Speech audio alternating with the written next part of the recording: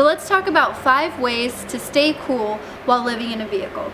Now, I'm going to be completely upfront with you. It's not like I have some game-changing solution to this dilemma. What it is really, I kind of just want to touch on it for the sake of information and for having it here for people who are looking for answers to this problem, and kind of to just provide a resource as best as I can with the knowledge that I have.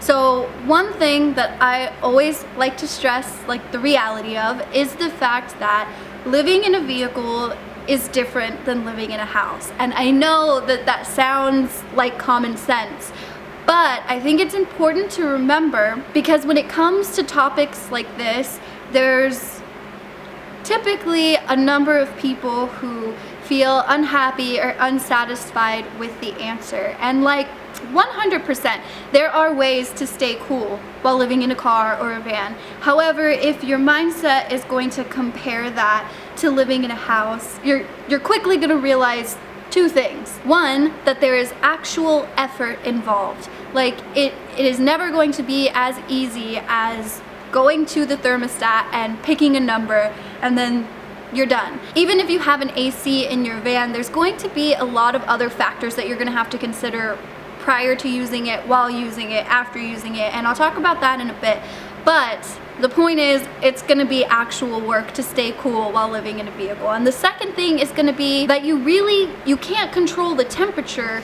You kind of just have to work with it. Now, even if you're coming from the mindset of not comparing the two, living in a car to living in a house, whatever, these facts don't change. Like, that's pretty much the way that it is. However, they are easier to accept, I think, just because if you've chosen to live in a car or a van, then you're more willing to kind of work with what you've got. Number 1 on this list of how to stay cool is going to be your actual geographical location. So a lot of people who have chosen this lifestyle have set up their lives to be completely mobile. They can change locations on a whim, and so what they do is they chase the weather. They go where the weather is good. So when it's 90 degrees somewhere, you're probably not going to find these people there because they've moved on to more comfortable temperatures. So in that case, you would want to go maybe north or near the coast, at the very least park in some shade or go to a higher elevation, right? However, in some situations, people find themselves calling their vehicle their home, but they're still living that stationary lifestyle where,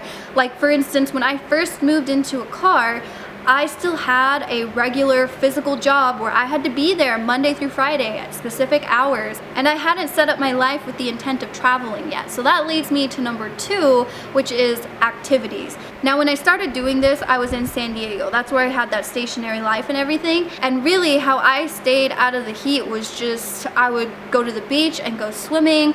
I would go to Target for a really long time, public libraries, cafes, like literally anywhere that had air conditioning. And I think I've mentioned this previously, but this is kind of like how I got into traveling in general, really, is because it was summer. I was living in my car. It was so hot, and you could only go to Target so much. So I ended up going on some of the hikes that were nearby. I mean, San Diego is a beautiful place, has tons of hiking. So that's kind of like what I would do to just escape the scorching sun. And prior to that, like, I didn't even like hiking, but this kind of helped me form this new appreciation for nature, for hiking, for the outdoors, and it was really cool. But initially it only came about because I was like so hot that I needed to get out of my car. And so that's kind of what I mean by activities. Like, just find something to do, whether it's air conditioning or just being outside, whatever is best for the particular weather that you're in and for you as a person, whatever you're comfortable with. And again, it's like, I understand that cooling off by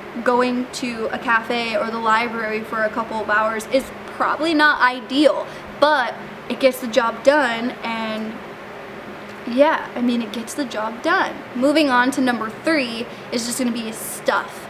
Get you some stuff. One thing that's gonna help moderate the temperature in your vehicle is gonna be if you tint your windows. So maybe invest in that.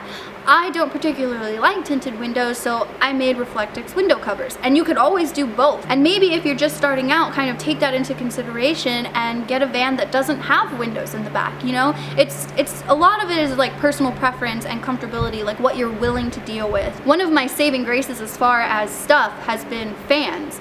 Actually, let me get them. I don't know what brand this is, but I have this fan, and then there's this one.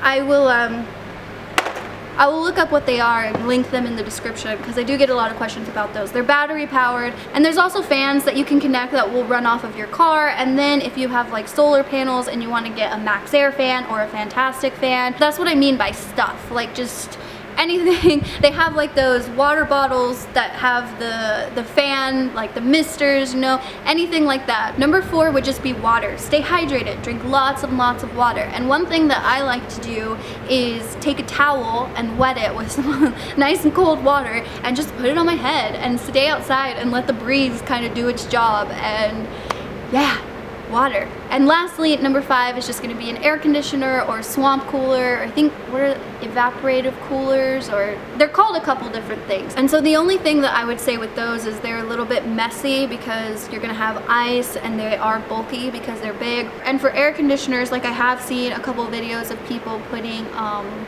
like those window units in their van somehow. I think that's pretty creative, and you do have to kind of think about your stealth factor. How important is that to you?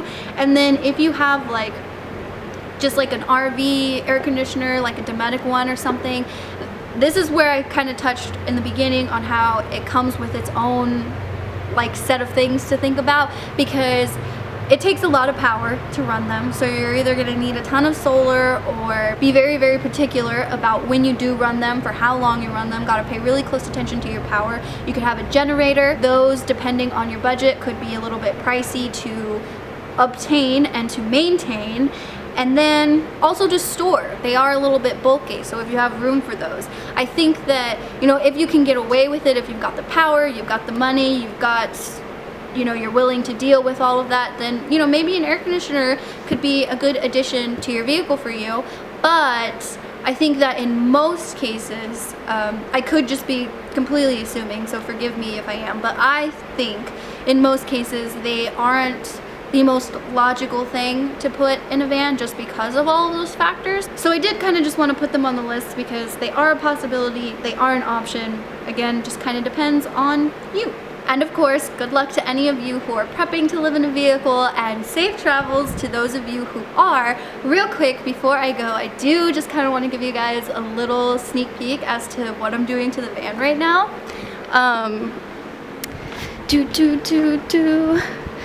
Sneak peek, where is it? What?